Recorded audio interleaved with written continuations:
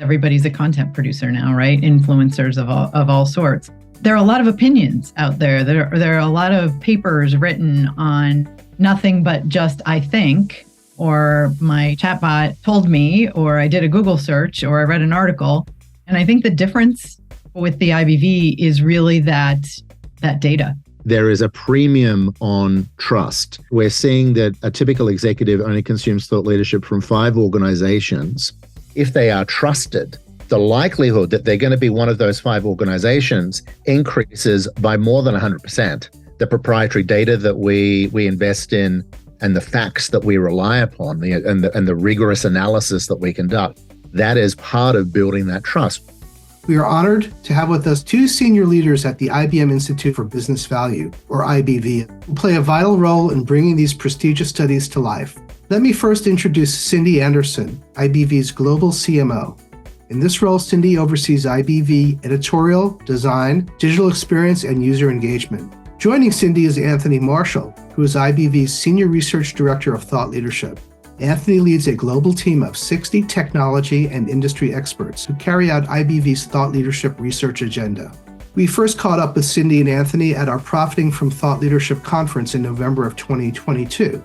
They had recently completed a study on the business value of thought leadership. This study surfaced some truly eye-opening findings on thought leadership's outsized returns on investment in the IT space. In addition to the IBV study and an upcoming book that Cindy and Anthony will publish in 2024 on the topic, we'll also discuss the data-driven empiricism that is at the core of IBV's work and how thought leadership has changed over the last 2 decades. We'll also look at the rationale behind IBV's foray into co-branded thought leadership with major technology players such as SAP, the future of thought leadership in the age of generative AI, and much more. Cindy and Anthony, thanks for joining us today on Everything Thought Leadership. Pleasure to be here. Great to be here. Thank you. Sure. So let's get started with a little discussion about the IBV mission. IBV has been around for 20 plus years. How has the agenda changed over time, beyond just the accelerated progression of technology and business cycles? Anthony, you want to start with that? Sure, I'd be happy to. So, as you say, IBV has been around just a little over 20 years now. But I think in one form or another, probably longer than that. It's just that the formal entity has been around for 20 years. I think IBM has had a commitment for longer than I've been alive, I suspect, to really trying to improve knowledge and understanding and the world in general. I think that's a very important part of the IBM mission, improving the world through technology. And so I think thought leadership dovetails that into that, very directly. IBM has been committed for years to investing in thought leadership. Not just for clients, but everything that we produce is available to everyone in the world at no cost. And we do an enormous amount of proprietary surveying, which we analyze and make available in terms of really trying to get a better sense of how technology changes business imperatives, changes the world. And so that underlying mission, I don't think has changed. Certainly, as you mentioned, technology has changed. The level of sophistication has certainly changed over the years. And I think the level of alignment, I'm sure Cindy's going to talk a lot more about this, the level of alignment between what we do in the IBV and the business imperatives of the IBM organization have become much more tightly aligned. Yeah, well, Cindy, why don't you dive into that? That's an interesting point. Yeah, everything Anthony said is absolutely true. I would add that the one thing that hasn't changed, Alan, is the importance of thought leadership as really distinctive and evidence-based intelligence that gives leaders the insights they need to make better business decisions. That hasn't changed. And I don't think it will change. I know we're going to talk about generative AI in a bit, but I don't think anything is going to change the importance of thought leadership as serving that function for business leaders. As Anthony said, though, I think the alignment between the work that the IBV does and the strategic direction of the IBM organization has gotten much tighter over time. And we really do focus on thought leadership that helps those business executives make better decisions relative to technology, business, and society. We think we sit sort of at that kind of confluence between or among those three things. And that's really how we focused our thought leadership portfolio over time. I mean, in these times where things are changing very quickly, you allude to generative AI, a lot of chaos out in the world, geopolitically speaking and otherwise, you would think that thought leadership today would be more important than ever before, right? So what are you guys trying to do differently to maintain its importance and to be able to make sure you're achieving the goals that have been set for IBV? I'll just start. Anthony, you jump in. I think, again, I'll fall back on our history. I think less is changing and more is staying the same, in that the IBV has always been known for data-oriented, authoritative, credible thought leadership that's backed by research. And the research that we do has, if anything, just gotten more rigorous over time. And Anthony, I'll let you speak a little bit more about that. But that I would say is what we base our thought leadership practice on. Yeah, I think, Alan, we're at a time where it really has unprecedented levels of instability and uncertainty.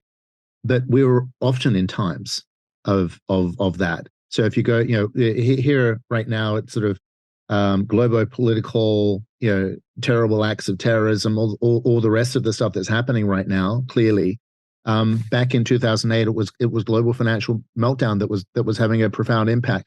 8 years before that, we were in dot-com crash and sort of a turning point of technology. And so periodically we're always in these cycles.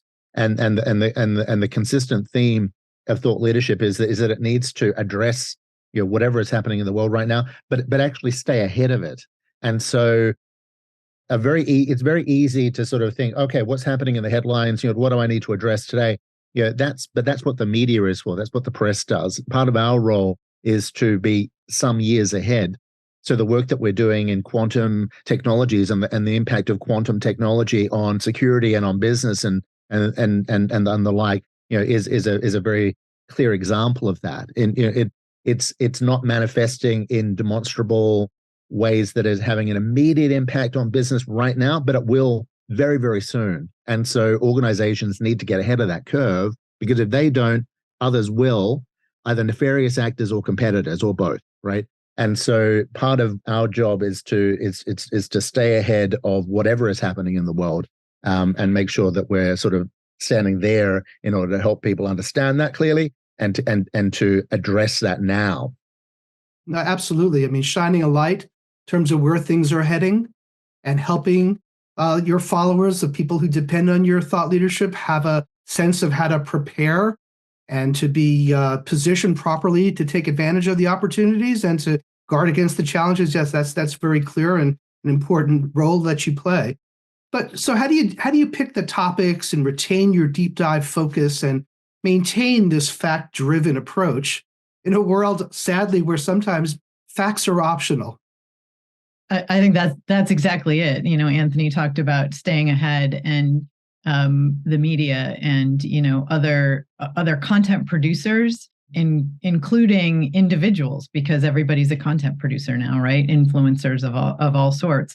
There are a lot of opinions out there. There are a lot of papers written on nothing but just I think, or my chatbot told me, or I did a Google search, or I read an article. And I think the difference with the IBV is really that data and the outside-in perspective that we get by interviewing 60,000+ executives every year. And you just don't get that kind of business insight, that kind of world insight, by not talking to people who are living it, who are experiencing the business challenges, who are trying to work their way through, the latest crisis or disruption. And that's where I think thought leadership, the importance of thought leadership is really heightened, because when there's so much content out there, when there's so much information to sift through, business executives are really looking for something they can rely on. And the IBV's thought leadership is that kind of content. That's very true. And you made a point that, so I always think of, whereas everybody's entitled to their opinions, but the facts are the facts. But Anthony, in these fast-paced times where everybody's a rush to judgment, how do you maintain your agenda How do you maintain the rigor? How do you maintain the quality behind what you do? Because people are looking for quick answers, sadly. Right. So that's just before I get there. So you're talking about people looking for quick answers. That's not what our research really has found when we actually survey users of thought leadership, because what they really want is they want trusted thought leadership. And so there is a premium on trust. And we know, from our data that a typical executive, typical CEO consumes thought leadership for at least 2 hours a week. We've actually seen that increasing over the last couple of years to 3 hours a week. And we're seeing that a typical executive only consumes thought leadership from 5 organizations. And part of the reason why they consume thought leadership from one of those 5 organizations is because they trust them. And so there is a massive trust premium. So if you actually look from an individual organization producing thought leadership, if they are trusted, the likelihood that they're going to be one of those 5 organizations increases by more than 100%. And so it is this level of trust.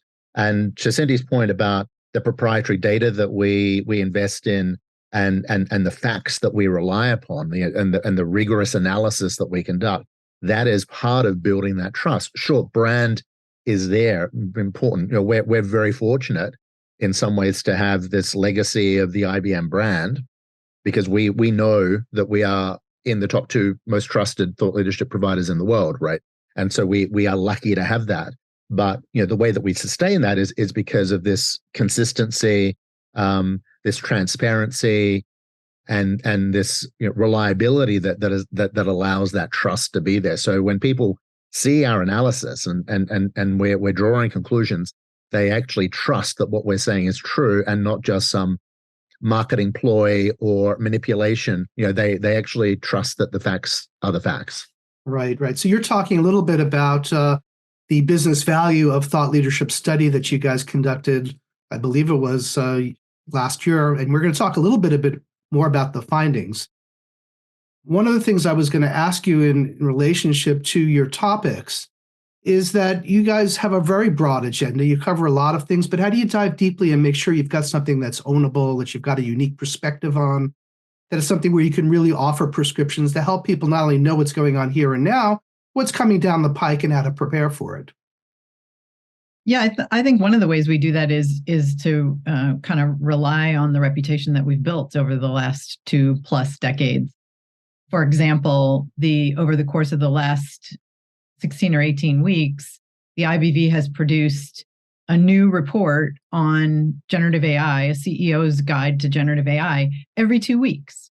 That's unheard of, right, in the world of thought leadership. And part of that is because we do regular pulsing research with these executives, with our research partner with whom we've built this relationship and this trust and this credibility. And so we have, the authority, we have the permission to be able to do things like that. And so, we've done research with somewhere around 6,000 CEOs and other executives over the course of the last, 5 months, come out with these CEOs guides reports every 2 weeks that offer 3 things an executive needs to know and 3 things an executive needs to do. So, very quick, very easy to consume, very understandable, and very timely. Also built on that platform, that foundation of credibility and trust that Anthony was talking about a moment ago. Yeah, no, absolutely. You can't get away from the fact that credibility and trust are the foundation of what we do as a profession. And it's very, very important. And I would assume that when you guys are looking at your agenda and coming up with topics and researching them, it's done with a very pure educational lens. You're not looking to, in essence, to push an IBM point of view or perspective or even product, other than the fact that you're smart people, you've studied the problem, and you've got some ideas on how to solve for it. Would that be a correct assumption? So yes, but and the but is that we research principally around technology and the impact of technology on business. We certainly have other programs. Our diversity program, very important to us. Our program through COVID that covered things like loneliness and mental health was entirely appropriate to do during that period. Not to say that those challenges are not with us anymore, but they were incredibly intense during COVID, and it was very important that we have a voice in that. But really, our research is around technology, and IBM is a technology company, and so there's no surprise that much of our research is around cloud, hybrid technologies, and transformation, and generative AI, and quantum computing, and all of these things. And so they are the focal areas of our research principally. And so you could argue that we're researching things that are really important to IBM. Of course we are, right? Our consultants and our sales teams and our engagement teams want to have conversations with clients about those things, right? But what sort of conversation are you going to have with clients with those things? We need, as an organization, and we need as an IBV, to produce content that is groundbreaking, fresh, unbiased, and really compelling. Otherwise, we're not going to get that mind share, right? CEOs, other executives are really clever people. We need to stay ahead and give them something they haven't really seen before, or ideas they haven't really thought about before, or implications that they haven't really considered before. And that's part of our role in sort of staying ahead to give them that fresh content, that fresh insight that is genuinely new and provocative and useful. And that's part of the role. Right. Alan, could I just add? Yeah, I think that's absolutely the case. And what I would add is Anthony mentioned that there's a trust premium for thought leadership producers who are trusted. There's also an independence premium. And this comes from the research that I know we're going to talk about in a bit. But it's important, to Anthony's point, we research technology. I mentioned we sit at the intersection between research at technology, business, and society. That's our sweet spot. However, if we were out pitching product through our thought leadership, that wouldn't work. And so what we see in our research, our thought leadership research in particular, is that there is an independence premium. So organizations that are seen as independent or at an arm's length from the commercial activities of the organization, from the commercial enterprise, have a premium of somewhere around 140%, 130, 140% over organizations that are seen as more commercial. So there's a definite reason for us to focus on IBM's strengths, right? The foundation of IBM's business, but to stay at that arm's length from an actual product approach or a pitch of any kind. Yeah, I mean, as Anthony said, if it's blatantly obvious that you're trying to pitch your own products, these are smart people out there. They're going to see right through that. No doubt about that. Why don't we talk a little bit about the CEO study? For years, that was the marquee study. Everybody always was hungrily awaiting that study. Can you talk a little bit about how your research there has evolved over time? And we can talk a little bit thereafter about your overall C-suite research report agenda and how you've kind of consolidated and expanded it. I mean, it's a very fascinating approach that you guys have taken. So, Cindy, why don't I talk about the history of the CEO, and then maybe you segue to broadening it out a bit. So I actually joined the IBV initially in 2011 to run the 2012 CEO study, which was around leading through connections, given collaboration and stuff was sort of obvious, but not obvious at the same time. And that's, this theme of being obvious and not obvious at the same time is pretty much a common one with the CEO. So all of the topics that we've covered over the years, whether it's innovation or economic crisis, which was what we were talking about around 2008, or globally integrated enterprise, or sort of profound connectivity, or open innovation, or transformational sustainability, which was the theme last year, or generative AI and decision making, which was the theme this year. You could say, they're obvious topics, but it's how you deal with them, and drawing out unobvious implications that chief executives and others can play upon. So the CEO study, as you say, has been around since 2004. So one of the first major programs of the IBV, and it relies on sentiment of CEOs. So we survey nowadays we survey somewhere between 2,500 and 3,000 CEOs every time we do a CEO study. These are big, expensive surveys, and they're deep surveys. And we need to start planning ahead, pretty much a year or more ahead. And so right now we're actually fielding the survey instrument for next year's CEO study. So we're that far ahead, and if something happens between now and then, we need to pivot and we had to do that with generative AI, for example. Basically change things around. It is a marquee study. It's always topical, but again, it's always futuristic in the way that we approach very topical content. So, do you want to pick up from there? Sure. I think one of the things that's evolved in the C-suite series itself has been our ability to focus more on, let's call them emerging or maybe adjacent C-suite roles. We've always surveyed, as Anthony mentioned, CEOs and CIOs and COOs and all the kind of the major C-suite roles, but recently we've expanded into really looking at the impact of roles like Chief Supply Chain Officer, CSCO. During COVID, before COVID, nobody talked about supply chain over dinner or standing in the driveway. During COVID, as soon as we ran into supply chain issues, everybody was talking about supply chain. So CSCO suddenly became a really important part of the C-suite conversation. And we were able to do research. We have what's called a group of thinkers in our Think Circle that we get together and talk about issues in the supply chain area. Chief Sustainability Officer also is one of those kind of adjacent roles that we've now started focusing on and have a Think Circle on. And so we have access to those senior leaders within an organization that maybe haven't been considered as directly as part of C-suite thought leadership in the past. And that's one of the kind of exciting things I think about the evolution of our C-suite series is that we are starting to look at some of these emerging or adjacent C-suite roles. One of the things I was thinking about in terms of the mechanics of how you guys do this, ultimately you have trust and credibility, no doubt about that. But C-suite executives, hard for them to give up time. In many cases across the board, they're over-surveyed. There's just a saturation of surveys going on out there. How do you deal with that? How do you make sure you get what you need from a research perspective so that you've got the right quotas and the right sectors covered globally so that you can really have something that is going to really back what your hypothesis is? So every survey is different. And so we probably conduct, I don't know, if we added together our large surveys and our pulse surveys, we probably conduct about 30 to 40, pretty substantial surveys every year. So we're very good at it.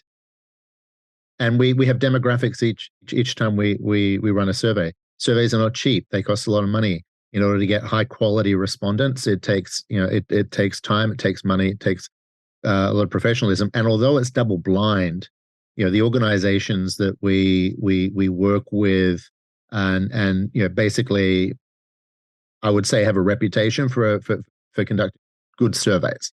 And so we're probably advantaged in that way. So, again, the double blind is always there. And so the respondents don't know that we're involved, but they probably have experience at knowing an expectation that the survey is of a high quality, right?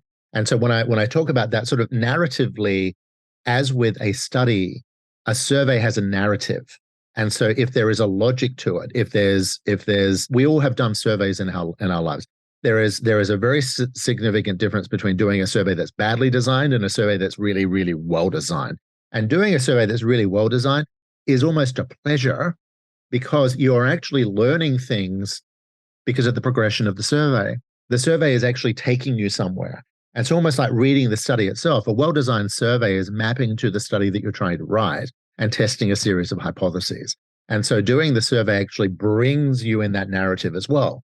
And so doing a really good survey, being able to do is taking an executive on that journey. In terms of demographics, we're very clear about which industries we want to survey against, which countries we want to survey against, what size organizations we want to survey against, what role we want to survey against. And so we have very specific demographics, all of which cost more money. And so, but it's better to have high quality data that is more expensive than low quality data that is cheaper. No doubt about that. So why don't we segue over to your study on the business value of thought leadership. We've alluded to it a little bit early on in this conversation. But I was wondering, your study found that thought leadership's return on investment was about 156%, which was 16 to 17 times greater than the typical marketing campaign. Can you walk us through your math and show us how you got there? I'll walk you through the process. It's a little bit complex. You will be able to see all of the calculations and get a little bit of a calculator when the book comes out that will highlight this research later in the year. So generally, to calculate ROI, you need just two things, and it sounds very simple. You need the income that you get, and you need the expense that you or the investment that you make. So from a thought leadership perspective, on the income side, you need to understand what the income is that you achieve as a result of the consumption of thought leadership. That's not so easy. And that's why we did the research to generate data, to deliver data that would help us make that calculation.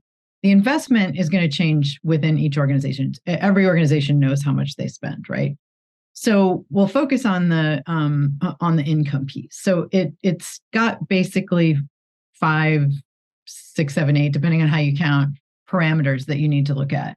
You need to understand the total spend in a typical client, in a typical person that your organization works with, that results from consuming thought leadership. And that breaks down into basically 3 things.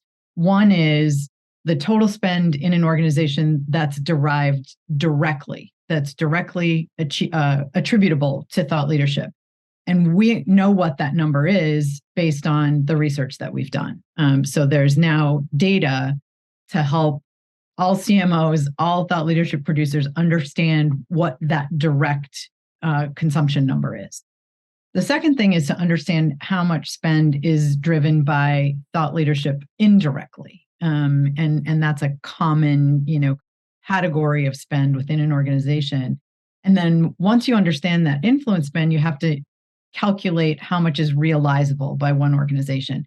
Anthony mentioned that we know from our research that executives typically consume thought leadership from 5 organizations. So you get a 20% realizable number there, right? So again, all of this is data driven from the research, from the survey that we've conducted for the first time that we know of, from a calculating the ROI of thought leadership perspective. So you get your number of the spend in an organization, one particular organization, both direct, indirect, and realized, right? Not necessarily an easy calculation, but it does come from research, and we have that available. Then you need to understand the number of clients you have in your portfolio, right? Because if the spend for one client, you need to multiply it by the number of all the clients. You need to understand your mind share, how much is being consumed from you versus your competitors. You need to understand your reach. How far are you getting in the organization? How many executives are you reaching? How much of your client base are you reaching? And then you need to understand your profit margin if you're going to use that to calculate your ROI. So we know, based on history and conversations with our colleagues, that many of our colleagues don't have this information from within their own organization. It's not easy to get unless you have the capabilities that Anthony's been talking about all along from a research perspective, like what the IBV has.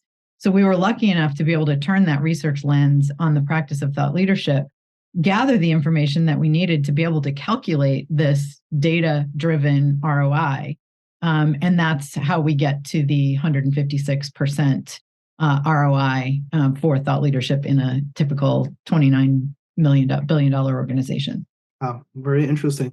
Anthony, anything you want to add to that? I have some questions that I want to tag on, but let me give you a shot here if there's something you want to embellish with here. I don't think I could possibly add to that. That's great. What I will say, because you always say I couldn't say anything, but then I'm going to say something. But Cindy's got some fantastic comparisons in terms of our marketing return on investment on marketing, which we got from secondary sources. I think what it was 8%, 9% from a typical marketing program, and so you compare 156% to 9%.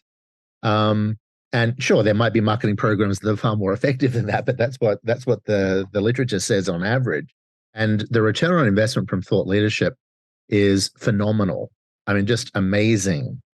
If I had that return on investment from my retirement funds, I would be retired already, right? It is a huge opportunity. And that's why I think we're seeing the interest in thought leadership that we're seeing right now, not just from our traditional consulting organizations, but across the board, whether they're technology companies or staffing companies or architectural companies or engineering businesses. It's really huge, the interest that is around thought leadership, and it's because of at least people sensing that this is the potential from investments in thought leadership. You touched on some of the more interesting findings that execs consume 2 hours. You say now it's almost 3 hours of thought leadership weekly. And the more independent and rigorous the thought leadership is, the more influence it will have. Something that I found in the research, the average executive consumes thought leadership from 5 organizations and uses thought leadership to inform purchase decisions. We did a similar kind of study. We found very similar kind of things. Was there anything that was really, really thought-provoking that you didn't expect to find, or was there things that just reinforced your thinking on the topic of return on investment in thought leadership? Because as we all know, this has been something that people have been trying to figure out for some time. With all things marketing related, return on investment is something that's aspirational. It's a little squishy, and you guys have really solved for it. So can you tell us anything that's remarkable that you found here that you didn't expect?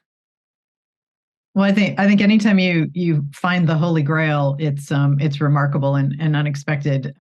When we went into this, one of our objectives was to be able to calculate a research-derived ROI.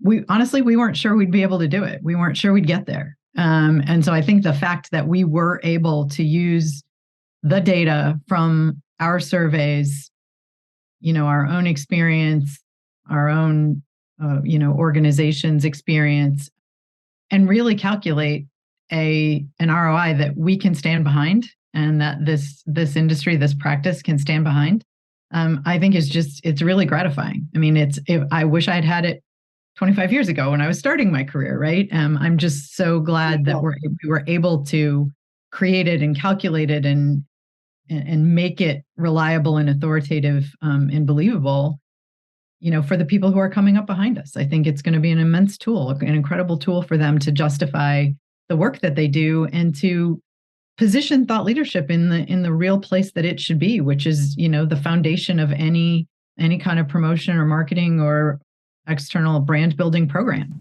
because of the return. The return is so high.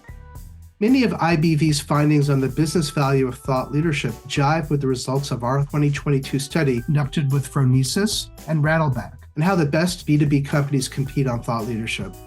We found that B2B customers really value thought leadership when it's well produced.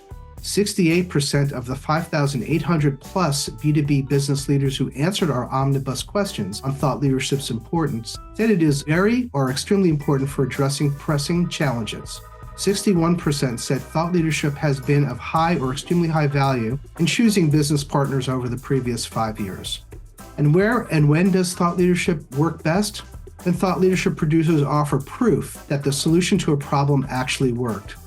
This means presenting data and compelling customer stories. In fact, evidence was ranked first by both thought leadership consumers and producers who we surveyed. It was more highly valued than other content attributes such as depth, feasibility, novelty, relevance, clarity, coherence, illumination, and rigor. And those attributes are also very important. Producing high-value thought leadership content isn't easy. In fact, when it comes to extracting deep insights from research data and subject matter experts, IT services and tech vendors rated the challenge a 3.5 and a 3.7 respectively on a scale of 1 to 5, where 1 is not at all effective and 5 is effective. That's probably why thought leadership producers, in our view, struggle with research methodology. Determining the best methods, quantitative and/or qualitative surveys, online versus phone data collection, where and how to use secondary research, depends on what you're trying to solve for. It can be vexing, as our survey respondents told us, but we believe the right means will always make for superior ends.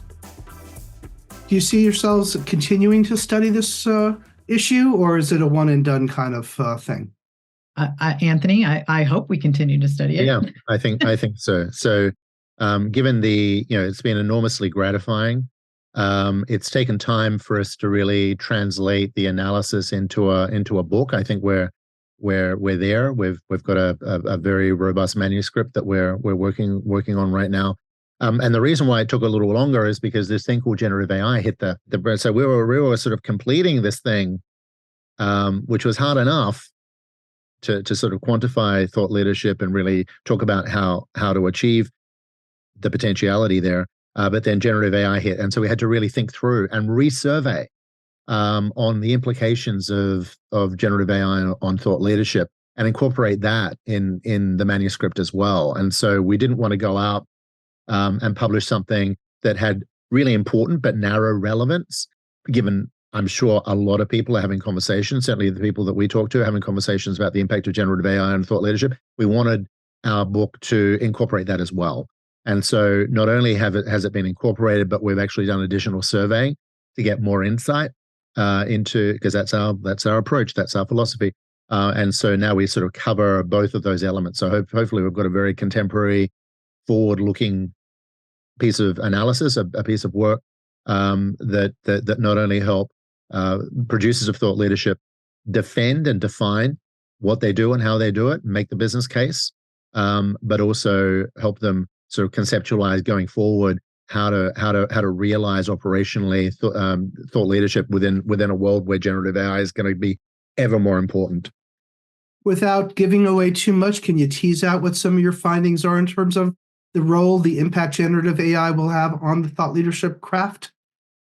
So it's early days, and we find ourselves saying this a lot, that it's early, and I think we'll learn a lot more as we go. But one of the most interesting things I think that we learned, well, the one that Anthony already mentioned, which was we're finding that executives spend an extra hour. So they've increased the amount of time that they spend with thought leadership. I think maybe not entirely related to generative AI, but related to this sort of citizen thought leadership, if that's what we want to call it, with there being so much information out there that they're spending more time with the organizations that they trust. So I think that was an interesting finding. I think the way that executives consider thought leadership that's produced using generative AI points to the increasing importance of proprietary data. I think we were seeing, and Anthony, you're going to have to explain this a little bit better than I can, but we were seeing some conflicting data, I guess, come through on executives maybe expecting thought leadership produced by generative AI to be more trustworthy than that generated or mainly generated by humans. And so I think there will need to be a little bit more work done on that. Counterintuitive, absolutely. Yeah, and we speculate on why that might be, in terms of there being an early impression that generative AI was much more reliable than it's turned out to be. Kind of pre-hallucinations and a real understanding that generative AI is really only reflecting what it's been trained on. So I'm anticipating that that's going to change in our next look at the research. But Anthony, why don't you dig into that a little bit? Sure. So as Cindy mentioned, that was one of the early findings, but I think that really reflects a misunderstanding of how generative AI works, and the importance of the corpus of data. So people thought, I think, generative AI was like a magic wand. I touch it with generative AI, suddenly it solves all my problems. It brings creativity that I haven't been able to have, and it's this wonderful thing that can do things. It's not, right? It's a wonderful tool that will evolve and become more and more useful, more and more accurate, more and more embedded in processes. Why do we know that? Because we're doing thought leadership on it. Because part of the IBM business is around process design, process re-engineering, and BPO and all of that stuff. So we're looking at how to incorporate generative AI into a whole range of business processes. And we're doing that right now. Thought leadership is a business process, right? And we're looking at how to incorporate. Initially, I think the executives that were surveyed were really bought in because the understanding simply wasn't there, even in the media, of how generative AI actually works, with how a foundation model actually, the corpus of data is important. When you've had companies scraping the internet on publicly available data, it was easy to believe that all required data was in there. It simply wasn't. None of our data, apart from our publicly available studies, would have been incorporated in that public corpus. The thing that we rely on is new data and proprietary data that no one has access to. It's in our systems, right? And so no generative AI, apart from a generative AI that we have that is proprietary, has access to that data. And so what we believe is that because of the likelihood that the overall amount of thought leadership, what people are calling thought leadership, will expand, it's likely that this trust premium, this premium on who am I going to rely upon to provide really valuable forward-looking content, is going to grow even more important. And so the importance of proprietary data, proprietary analysis, will become even greater. And it wouldn't surprise me that the number of thought leadership producers that are consumed is going to actually decrease for a typical executives from 5 to something even lower than that. And so how do you become one of those organizations? How do you become one of those 4 or 3 organizations that executives really rely upon? They might be spending more time reading it, but they're going to be reading it from fewer organizations, and they're the organizations that are going to be trusted. It's trust and quality. Absolutely right. Yeah. One last question on the book. When will we see it, and do you have a publisher already? You'll see it later next year. Mm-hmm. And we are in conversations on a publisher. Yeah, we're in conversation with a couple of different organizations, and we're expecting some big news that is confidential at this point.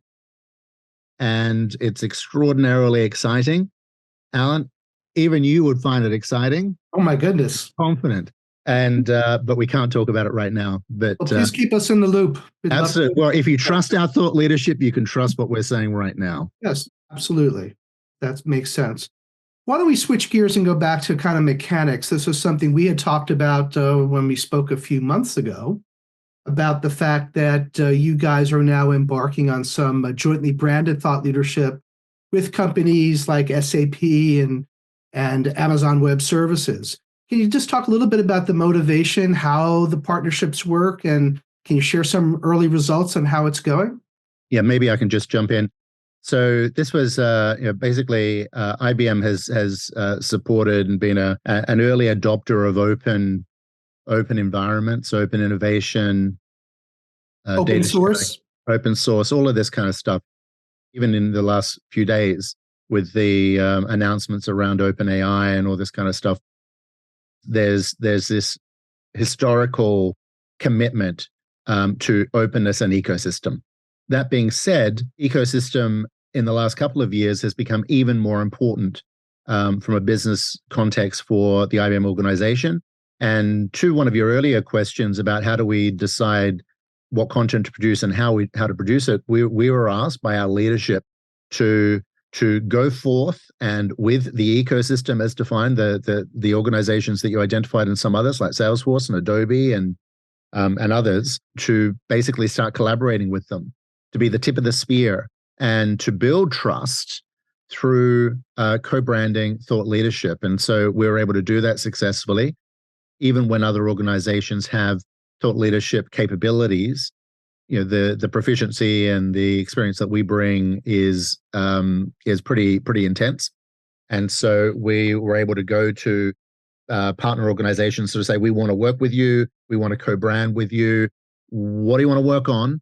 And then get that alignment between what's important to them, what's important to the IBM organization, and focus on those areas. And it's been enormously successful. I think in the last 12 months, we've published 18 studies with partner organizations, co-branded, pretty much from zero 2 years ago. And so that's going to expand even further. The quality of thought leadership that we produce with these partner organizations is very high. The trust that we've built is very substantial, and I think it's just the beginning of a more and more successful co-branding strategy that we have. Cindy, anything you want to add to that? I have a couple of more questions, but Nope, let's keep going. okay. So when I think about doing co-branded thought leadership, and I've done it in my past as well, a division of labor is very important. It's sometimes very difficult, even within an organization, to be able to produce thought leadership by committee. You've got egos, you've got vested interests, you've got people who think they're smarter than others and whatnot. Can you talk a little bit about how you work with these third parties and how you come up with a plan that is good for all? Yeah, I think it's relatively simple. We have a tried and true process for building thought leadership. We keep the theme, I guess, of this conversation is trust, rigor, authority, reliability.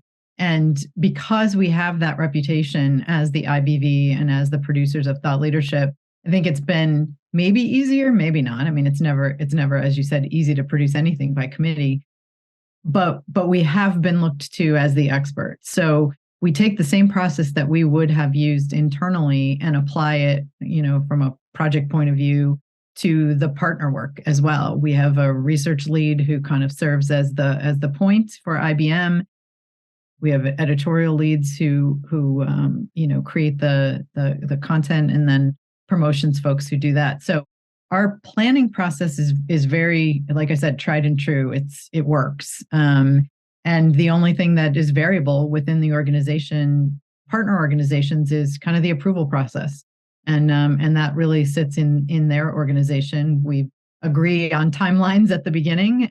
And I think with maybe the exception of one report, we've not missed a launch date at all. So I think the process and the history and the rigor that the IBV uses to produce our own work works to create partner and co-branded work as well.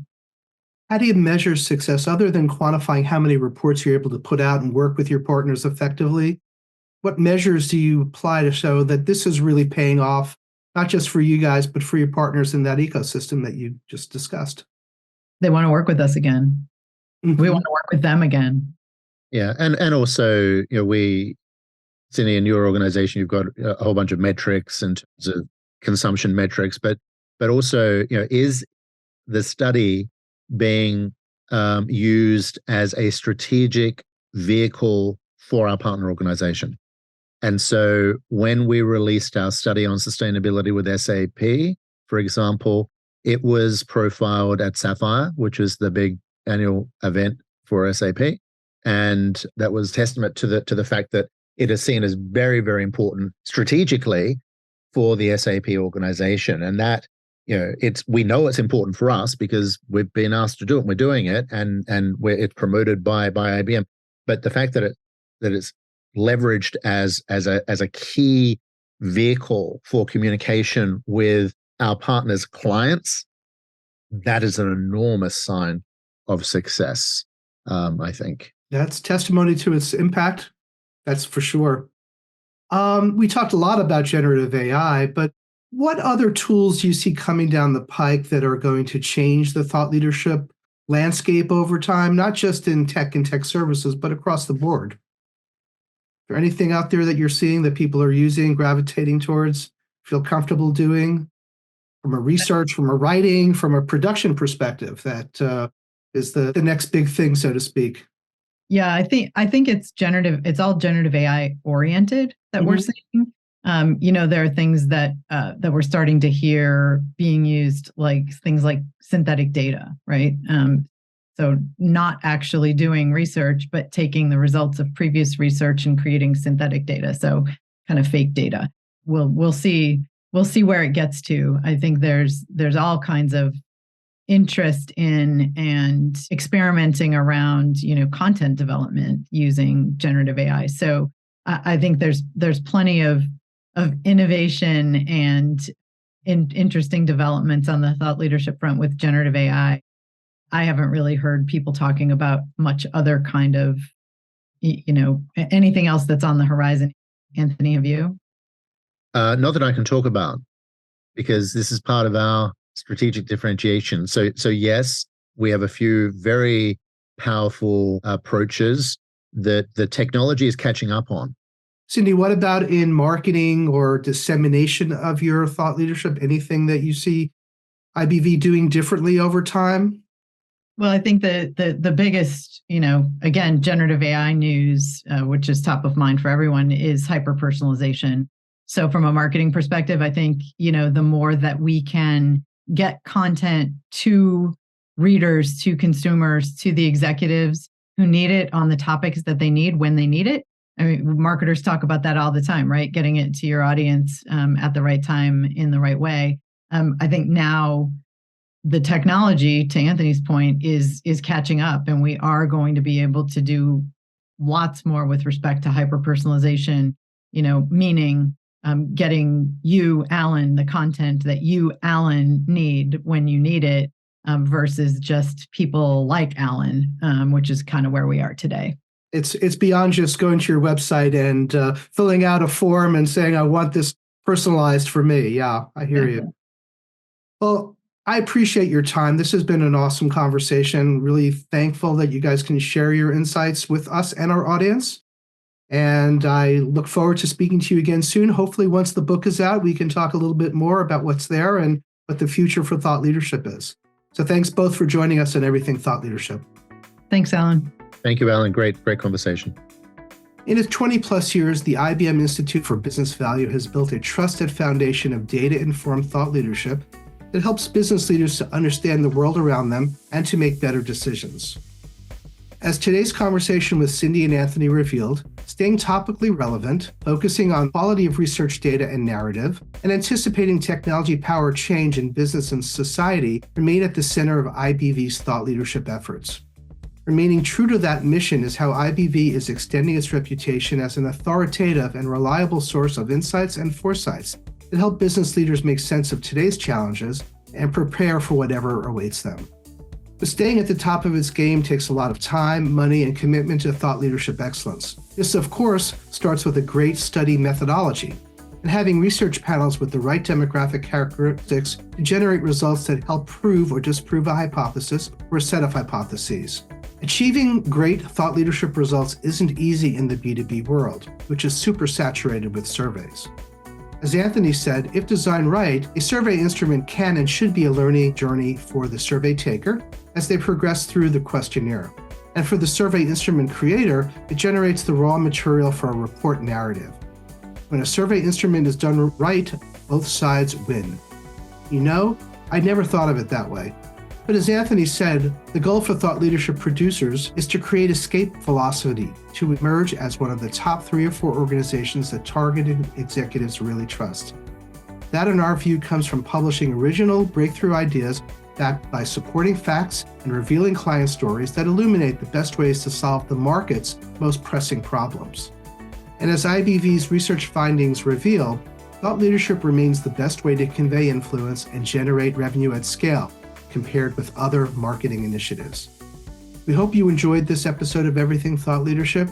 We look forward to seeing you here again soon. If you enjoyed this episode, we'd love it if you'd left a like and share this episode with your colleagues. Everything Thought Leadership is a video and podcast series from Boudet TLP for thought leaders and thought leadership professionals, the people who help experts get recognized as thought leaders. You can find out more about Boudet TLP at boudettlp.com.